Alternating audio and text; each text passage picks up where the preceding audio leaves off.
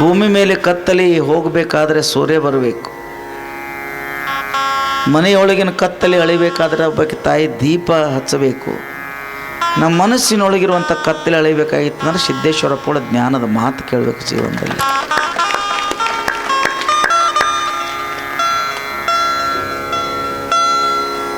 ಇನ್ನು ಮುಂದಿನ ದಿನಮಾನದಾಗ ಹೇಗ್ರಿ ಅಂತ ನೀವು ನನ್ನೊಂದು ಮಾತು ಕೇಳ್ಬೋದು. ಅಪ್ಪಗಳು ಜಗತ್ತಿನಲ್ಲಿ ಅಮರರಾದರು, ಇತಿಹಾಸದಲ್ಲಿ ಉಳಿದರು ಅಲ್ರಿ. ಯಾವ ಪುತ್ಥಳಿಯಲ್ಲಿ ಯಾವ ಬರಹದಲ್ಲಿ ಇಂಥವ್ರು ಇದ್ರಂತ ಉಳಿಯೋಕ್ಕಿಂತನೂ ಕೂಡ ಅಪ್ಪಗಳು ಜ್ಞಾನ ರೂಪದಲ್ಲೇ ಅವರಿಗಾಗಿ ಒಂದು ದೊಡ್ಡ ಸಮಾಧಿ ಮಾಡಬೇಕು,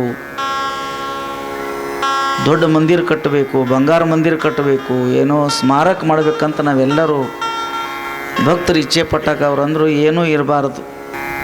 ಸಾವಿರಾರು ವರ್ಷಗಳಾದ ಮೇಲೆ ಕಟ್ಟಿದಂಥ ಗುಡಿ ಬಿದ್ದು ಹೋಗ್ಬೋದು, ಸ್ಮಾರಕ ಬಿಸಿಲಾಗ ನಿಂತು ಒಂದಿನ ಏನೋ ಚೆಲ್ಲಿ ಹೋಗ್ಬೋದು.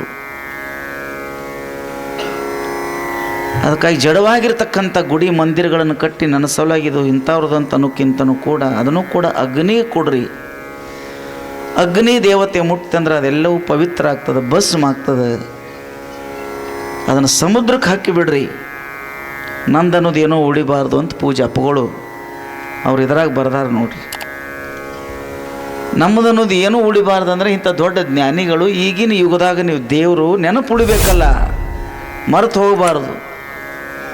ಒಂದು ಗುಡಿ ಕಟ್ಟಿ ನನ್ನನ್ನು ನೋಡಬೇಡಿ, ಒಂದು ಸಮಾಧಿ ಮಾಡಿ ನನ್ನನ್ನು ನೋಡಬೇಡ್ರಿ, ಒಂದು ಪುತ್ಥಳಿ ಒಂದು ಸ್ಮಾರಕ ಮಾಡಿ ನನ್ನನ್ನು ನೋಡಬೇಡ್ರಿ. ಮತ್ತು ನಾವು ಎಲ್ಲರೂ ಭಕ್ತರಂದ್ರೆ ಎಲ್ಲಿ ನೋಡುವುದು?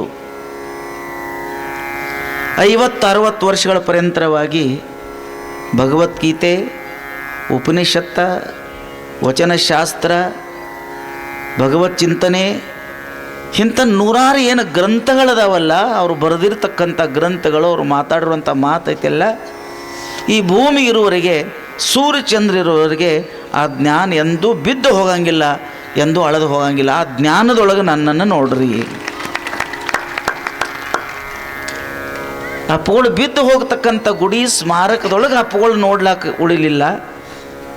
ಅಪ್ಪಗಳು ಗ್ರಂಥ ರೂಪದಲ್ಲೇ, ಜ್ಞಾನ ರೂಪದಲ್ಲೇ, ವಿಚಾರ ರೂಪದಲ್ಲೇ ಈ ಮಾನವ ಕುಲ ಇತಿಹಾಸ ಉಳಿತಾನೆ. ಅಪ್ಪಗಳು ಒಬ್ಬರು ಮಹಾನ್ ತತ್ವಜ್ಞಾನಿಗಳು, ಯುಗ ಪುರುಷರಾಗಿ ಅಪ್ಪಗಳು ಉಳಿದ್ರು. ಅಂಥ ಮಹಾಪುಣ್ಯ ಪುರುಷರ 3ನೇ ವರ್ಷ ಅವರಿಗೆ ನಾವು ನಮಸ್ಕಾರ ಹೇಳ್ತಾ ಇದ್ದೀವಿ.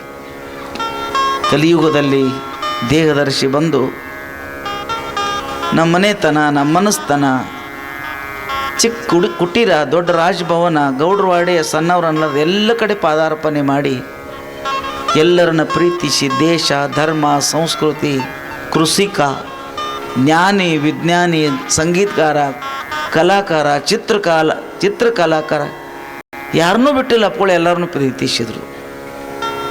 ಒಂದೇ ಪಂಥ, ಒಂದೇ ಸಮಾಜ ಎಲ್ಲರದೇ, ಎಲ್ಲರನ್ನೂ ಪ್ರೀತಿಸಿದ್ರು, ಎಲ್ಲರನ್ನೂ ಆಶೀರ್ವಾದ ಮಾಡಿದರು. ನಮಗೆಲ್ಲ ಆಶೀರ್ವಾದ ಮಾಡಲಿಕ್ಕೆ ಹೋದ್ರಲ್ಲ ಅಂಥ ನಮ್ಮ ಗುರುಗಳನ್ನು, ಅಪ್ಪಗಳನ್ನು ಒಂದೆರಡು ದೀಪ ಹಚ್ಚಿ, ಅವರ ಜ್ಞಾನದ ದೀಪ, ಜ್ಞಾನದ ಬೆಳಕು ಅವರು ನಮ್ಮ ಸಣ್ಣಕ್ಕಿರುವಾತು ಅಲ್ರಿ, ಶಬರಿ ಒಂದು ಬೋರಿ ಹಣ್ಣು ಕೊಟ್ಟಂಗೆ ಸಣ್ಣಕ್ಕಿರುವಾತು ಒಂದು 4 ದೀಪನ್ನು ಅವರ ಸಾನ್ನಿಧ್ಯದಲ್ಲಿ ನಾವು ಹಚ್ಚಿ ಅವ್ರಿಗೆ ಕೊಡೋದು ಏನದು?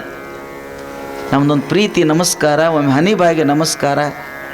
ನಾವಿರೋ ತನ ಜನ್ಮಾಂತರ ಯಾವಾಗಲೂ ನಿಮ್ಮ ಬೆಳಕು, ನಿಮ್ಮ ಆಶೀರ್ವಾದ ನಮ್ಮ ಬೆನ್ನ ಮೇಲೆ ಇರಲಿ ಅಂತ ಬೇಡ್ಕೊಳ್ಳೋಗೋಸ್ಕರವಾಗಿ 7 ದಿನ ಸತ್ಸಂಗ, ಇವತ್ತು ದೀಪ ಹಚ್ಚಿ ನಮ್ಮ ಜೀವನ ಸಾರ್ಥಕತೆ ಮಾಡಿಕೊಳ್ಳುವಂಥ ಒಂದು ಸುಂದರವಾಗಿರುವಂಥ ಈ ಪ್ರಯತ್ನವನ್ನು ಕಾಗವಾಡದ ಎಲ್ಲ ಭಕ್ತಾದಿಗಳು, ನಮ್ಮ ಮಹಿಳಾ ಮಂಡಳದ ಅಕ್ಕಮಾದೇವಿ ಮಂಡಳದೆಲ್ಲ ತಾಯಂದಿರು, ಯುವಕರು, ಎಲ್ಲ ಊರು ಹಿರಿಯರು ಕೂಡಿ ಒಂದು 7 ದಿನ ಸತ್ಸಂಗ, ಇವತ್ತು ದೀಪ ಆರಾಧನೆ, ಎಲ್ಲರ ಕೂತು ಒಂದು ಸಹಭೋಜನ ಮಾಡಿ ಕಾರ್ಯಕ್ರಮ ಮುಗಿಸೋದ್ರ ಜೊತೆಗೆ ಒಂದು ಉದಾಹರಣೆಯನ್ನು ಹೇಳಿ ಕತೆ ಪ್ರಾರಂಭ ಮಾಡ್ತೀನಿ ನೋಡಿ. ನಿಮ್ಮದೊಂದು ಮನೆ ಇದೆ, ಅಥವಾ ನಿಮ್ಮ ಮನೆ ಒಂದು ಗೋಡೌನ್ ಇದೆ, ಅಥವಾ ಒಂದು ದೊಡ್ಡ ನಿಮ್ಮ ಪಡಸಾಲಿ ಮನೆ ಇದೆ. ಆ ಮನೆಯಲ್ಲಿ ನೀವೇನು ತುಂಬಿದರೂ ಕೂಡ ಹೊಟ್ಟೆ ಫಳ್ಳ ಬಿಡಲಾರ್ದ ಪೂರ್ತಿಯಾಗಿ ತುಂಬಲಿಕ್ಕೆ ಆಗೋದಿಲ್ಲ. ನಿಮ್ಮ ಮನೆದೊಂದು ದೊಡ್ಡ ಹಾಲ್ ಐತೆ ಅಂತ ಹೇಳ್ಕೊಳ್ರಿ. ಒಂದು 100 ಚೀಲ ಜೋಳ ತುಂಬಿರಿ ಅಂತೆ, 100 ಚೀಲ ಕಡಲೆ, 100 ಚೀಲ ತೊಗರಿ, 100 ಚೀಲ ಸಕ್ಕರೆ ಅಥವಾ ದೊಡ್ಡ ಗೋಡೌನ್ದೊಳಗೆ ಬಟ್ಟೆ, ನೀವು ಏನು ಸಕ್ಕರೆ ಜೋಳ ಕಾಳು ಏನು ಒತ್ತಿ ಒತ್ತಿ ಒತ್ತಿ ಜೋರಾಗಿ ತುಂಬಿರೂ ಕೂಡ ಆ ಬಿಲ್ಡಿಂಗ್ದೊಳಗೆ ಎಷ್ಟು ಜೋರಾಗಿ ತುಂಬಿರೂ ಕೂಡ ಎಲ್ಲರಿ ಮೂಲೆ ಒಂದಿಷ್ಟು ಪಳ್ಳು ಉಳಿತದಿಲ್ರಿ. ಭಾಳ ಅಗದಿ ಒಟ್ಟು ಏನು ರೀ ಒಂದು ಇರಿ ಹೋಗಬಾರ್ದಂತ ನೀವು ಅಂದ್ರೂ ಎಲ್ಲರ ಮೇಲೆ ಮೂಲೆಯಾಗ ಸಂದ್ರೆಯಾಗ ಒಂದಿಷ್ಟ ಪಳ್ಳು ಉಳಿತದೆ. ಒಟ್ಟು ಎಲ್ಲೂ ಏನು ಇರಲಾರ್ದು ಎಲ್ಲ ಕಡೆ ತುಂಬಿರು ಹಂಗೆ ಪಳ್ಳು ಇರಲಾರ್ದ ತುಂಬಕ್ಕಾಗಂಗಿಲ್ಲ. ಆಗ್ತದನ್ರಿ? ತುಂಬಕ್ಕಾಗ್ತದ್ರಿ? ಆಗಂಗಿಲ್ಲ. ಎಲ್ಲರಿ ಮೂಲೆಯಾಗ ಪಳ್ಳು ಉಳಿತದೆ. ಇನ್ನೊಂದು ಮಾತು ನಿಮಗೆ ಗೊತ್ತಿರಲಿ, ಮತ್ತು ಎಲ್ಲ ಕಡೆ ಪಳ್ಳು ಇರಲಾರ್ದ ಒಂದು ಬಿಲ್ಡಿಂಗ್ ಅಥವಾ ಒಂದು ಗೋಡೌನ್ದೊಳಗೆ ಎಲ್ಲ ಕಡೆ ಎಲ್ಲಿ ಮೂಲೆ ಇರಲಾರ್ದು ಎಲ್ಲ ಕಡೆ ತುಂಬುವಂಥ ವಸ್ತು ಏನ್ರಿ ಇದೇನು? ಸಕ್ಕರೆ ತುಂಬಬಹುದಾ? ಜೋಳ ತುಂಬಬಹುದಾ? ನಾವು ಏನು ಒತ್ತಿ ತುಂಬಿದ್ರು ಒಂದಿಟ್ಟು ಮೂಲೆಯಾಗ ಮ್ಯಾಗ ಎಲ್ಲರಿ ಪಳ್ಳು ಉಳಿತದೆ. ಎಲ್ಲ ಕಡೆ ತುಂಬುವಂಥ ಪಳ್ಳು ಉಳಿಲಾರ್ದಂಥ ಒಂದು ಯಾವುದಾದ್ರು ವಸ್ತು ಐತೇನು ಸ್ವಾಮೀಜಿ ಅಂತ ನೀವು ನಾನು ಕೇಳ್ರೆ ಕಡಿ ಪ್ರವಚನದಾಗ ಒಂದು ಮಾತು ಹೇಳ್ತಾನೆ.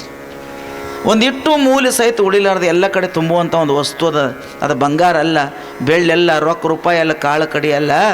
ನಟ್ ನಡುವು ಮನೆ ಪಡಸಾಲಿಯಾಗ ಒಂದು ಚಂದ ರಂಗೋಲಿ ತೆಗೆದಿರಲ್ಲ, ಹಿಂಗೆ ರಂಗೋಲಿ ತೆಗೆಯೋದ್ರೆ ಆ ರಂಗೋಲಿ ಒಳಗೆ ನಟ್ ನಡುವು ರಾತ್ರಿ 8 ಗಂಟೆಗೆ ಒಂದು ನಟ್ ನಡುವು ಒಂದು ದೀಪ ಹಚ್ಚಿಟ್ರೆ ಆ ದೀಪ ಮನೆಯಾಗೆಲ್ಲ ತುಂಬಿ ಕಿಟಕಿ ಮೂಲೆ ಎಲ್ಲ ತುಂಬಿ ಎಲ್ಲ ಕಡೆ ಪಳ್ಳು ಬಿಡಲಾರ್ದು ಬೆಳಕು ಎಲ್ಲ ಕಡೆ ತುಂಬಿ ಮತ್ತು ಕಿಟಕಿಯಿಂದ ಹೊರಗೆ ಬೀಳುವಂಥ ವಸ್ತು ಅಂದೆ ಅದು ಬೆಳಕ.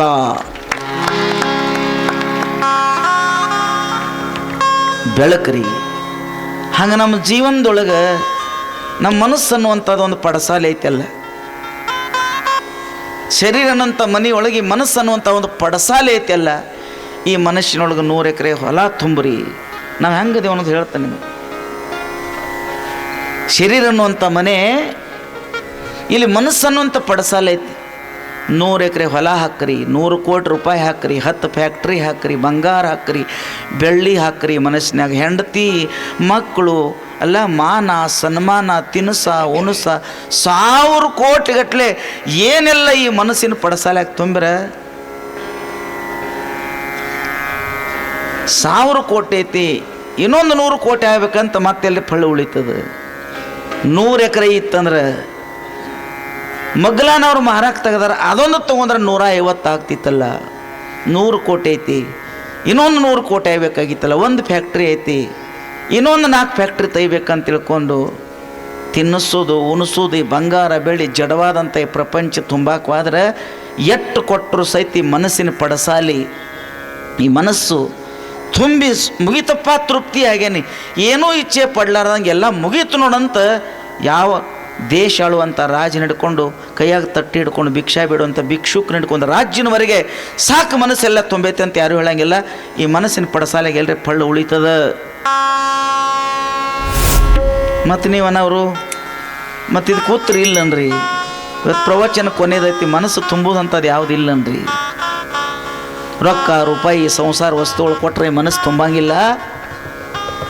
ಒಂದು ಪಡಸಾಲೆಗೆ ಏನು ತುಂಬಿರೂ ತುಂಬಂಗಿಲ್ಲ. ಒಂದು ದೀಪ ಹಚ್ಚಿದ ಬಳಕ ಮನೆಯಾಗೆಲ್ಲ ಬೆಳಕು ತುಂಬ್ತದೆ. ಹಂಗೆ ವಸ್ತು ಕೊಟ್ಟರೆ ಈ ಮನಸ್ಸು ಸಾಕಾಗಂಗಿಲ್ಲ. ಯಾವುದು ಸತ್ಯ, ಯಾವುದು ಅಸತ್ಯ, ಯಾವುದು ಬಂದದ, ಯಾವುದು ಹೋಗ್ತದೆ, ಯಾವುದು ಯಾವಾಗಲೂ ಇರೋದದ, ಯಾವುದು ಬಂದು ಹೋಗೋದದ, ಎಲ್ಲವೂ ಬಿಟ್ಟು ಹೋಗ್ತದೆ.